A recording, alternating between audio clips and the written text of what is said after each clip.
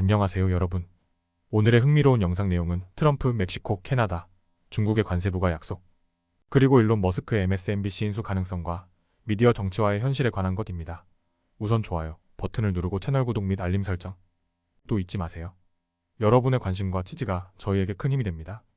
첫 영상은 월스트리트 저널 기사를 바탕으로 도널드 트럼프 대통령 당선인의 새로운 관세 정책과 그 경제적 영향을 살펴보겠습니다.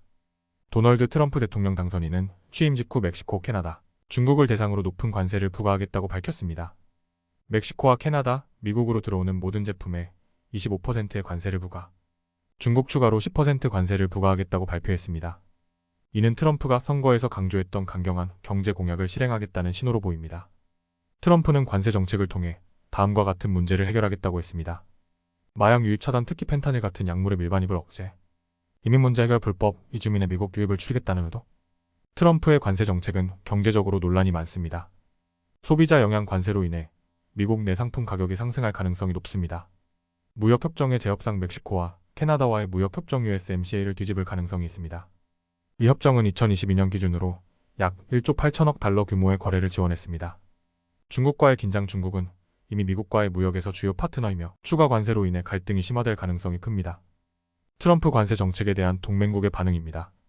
중국의 반응. 중국 대사관은 관세 전쟁이 승자가 없다는 입장을 밝혔습니다. 캐나다와 멕시코의 입장. 캐나다는 미국과의 경제적 관계를 중시하며 대화를 지속하겠다고 밝혔지만 멕시코는 아직 공식적인 답변을 내놓지 않았습니다. 찬성과 반대 의견은. 찬성 측 국내 제조업체와 농업 관련 단체는 트럼프의 정책을 지지하며 그의 약속 실행을 환영했습니다. 반대 측 민주당과 일부 경제학자들은 소비자 물가 상승과 경제적 피해를 우려했습니다. 관세와 관련된 글로벌 경제의 움직임은 다음과 같습니다. 멕시코 페소는 트럼프의 발표 이후 약세를 보였습니다. 캐나다와 멕시코는 미국으로의 수출 의존도가 높아 관세 부과가 이들 국가의 경제에 심각한 영향을 미칠 수 있습니다. 중국 역시 주요 상품 수출국으로서 관세로 인해 경제적 타격이 예상됩니다. 향후 과제와 관세의 실질적 효과. 트럼프의 관세 정책이 실행될 경우 미국 내외에서 다음과 같은 과제가 대두될 것입니다. 소비자 부담 증가, 필수품 가격이 오를 가능성. 국제무역협정의 위기. USMCA 멕시코와 캐나다와의 무역협정과 같은 협정의 재협상 필요성. 펜타닐 문제. 중국과 멕시코에서 펜타닐 생산 및 유통을 억제할 수 있을지에 대한 불확실성.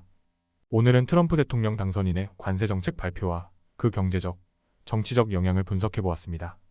관세 정책이 미국 경제와 글로벌 무역에 어떤 변화를 가져올지 앞으로 주목해야 할 것 같습니다. 다음 영상은 월스트리트 저널에서 보도한 일론 머스크와 MSNBC 인수 가능성에 대한 기사를 바탕으로 이 이야기가 왜 화제가 되고 있는지 살펴보겠습니다.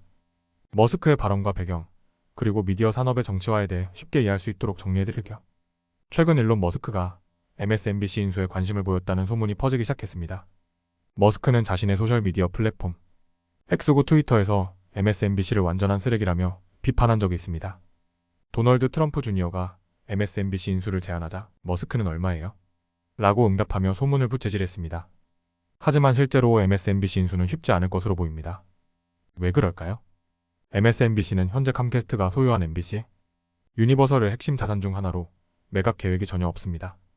캄캐스트는 MSNBC를 포함한 케이블 네트워크를 별도의 분사 회사로 만들 계획입니다.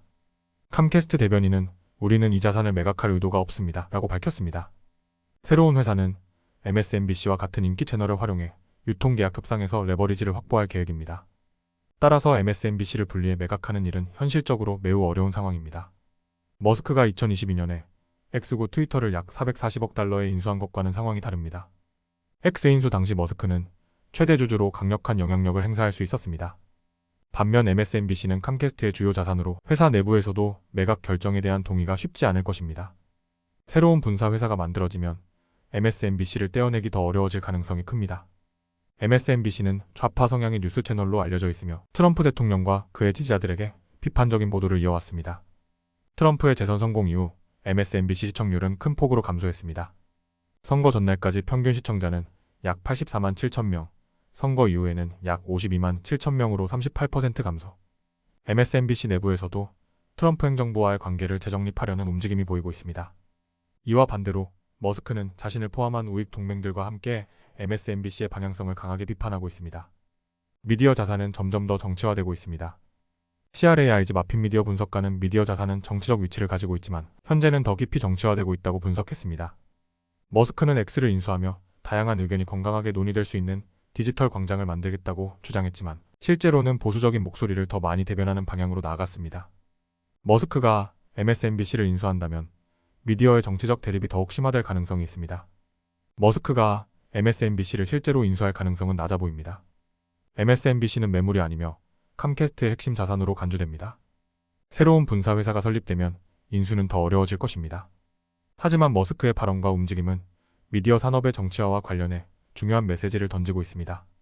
MSNBC와 같은 기존 미디어 채널과 머스크가 소유한 X 같은 플랫폼은 앞으로 더 큰 대립을 이어갈 가능성이 큽니다. 오늘은 일론 머스크와 MSNBC 인수 가능성에 대한 이야기를 살펴봤습니다. 미디어 산업이 정치화되면서 생기는 변화는 우리 삶에도 큰 영향을 미칠 수 있습니다. 오늘은 여기까지입니다. 다음 영상에서 더 유익하고 흥미로운 내용으로 찾아뵙겠습니다. 이 영상은 투자 의견이 아닙니다. 매우 고맙습니다.